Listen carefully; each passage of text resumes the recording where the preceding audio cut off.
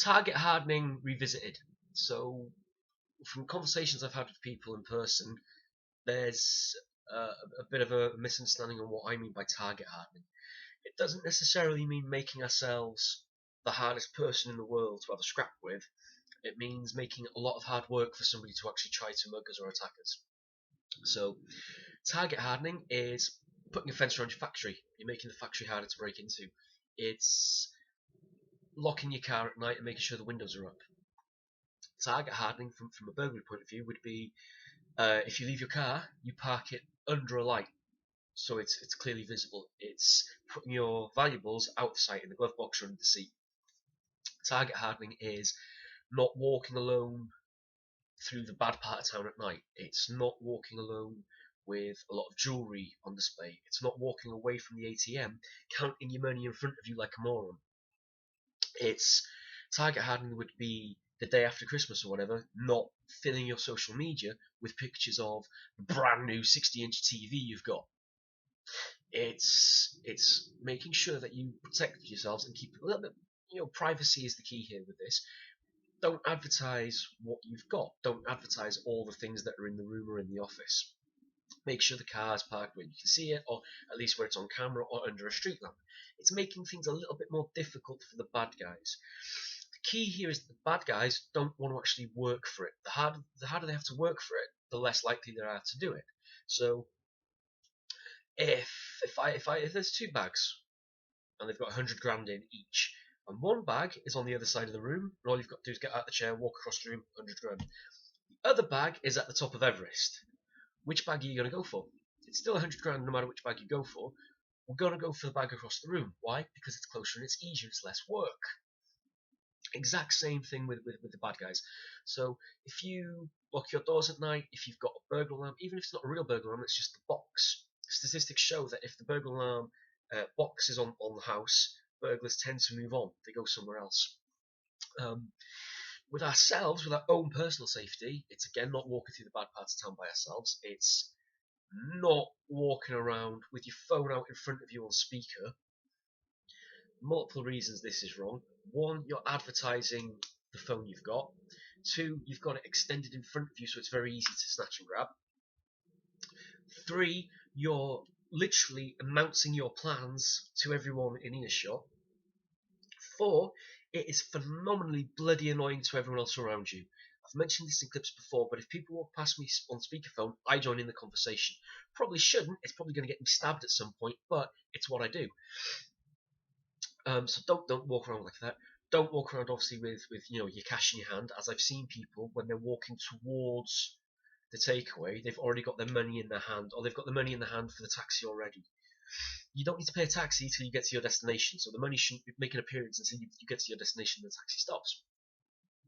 With taxis, target hardening is getting a taxi home. It's as simple as that.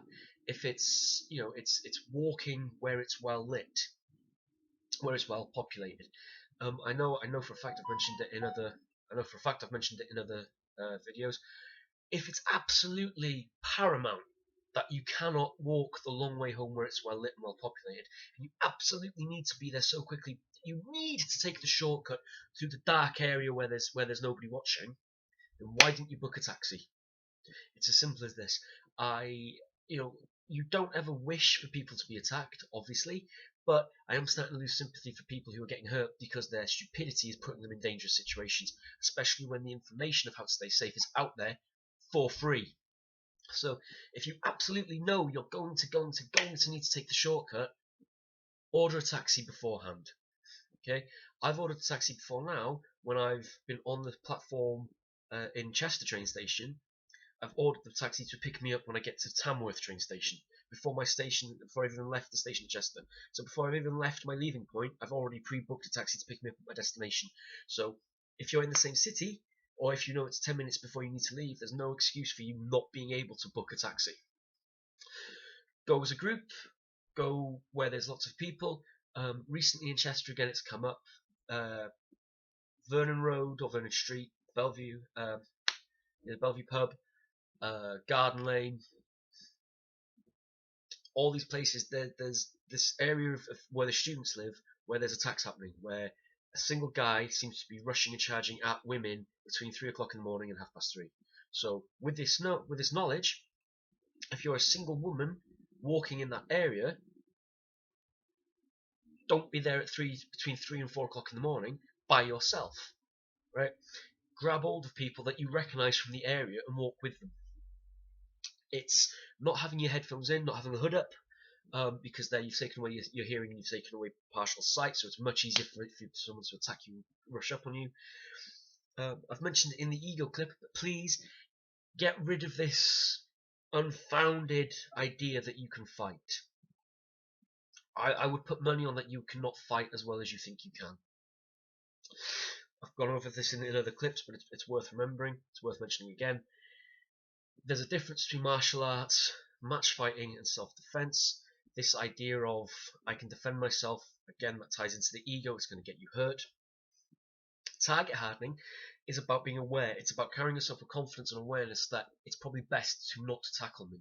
It's hiding your valuables. It's making it harder for the bad guys to attack you. If you're walking by yourself at night through a bad part of town where there's nobody else really around, it doesn't really matter how well you think you can fight. You're not target hardening at that point. You're making it easy for them to attack you. Because the other thing we've got to keep in mind is you don't know how many of them there are that are going to attack you. You don't know if they've got weapons. You don't know so many different multiple things. You don't know if it's going to be an attack that's sexually motivated, if it's going to be an attack that's materialistically motivated, or it could be an attack that they're going to kidnap you and try to introduce a secondary location. A secondary location being dragging you down an alley, putting you into a house, or getting you into a car to drive you away. All these things can happen. So target hardening is doing our best to make sure it doesn't happen to us. So any questions, comments, queries, or suggestions, let me know. In the description, I'm going to link the other videos that cover certain topics of this. Until then, stay safe.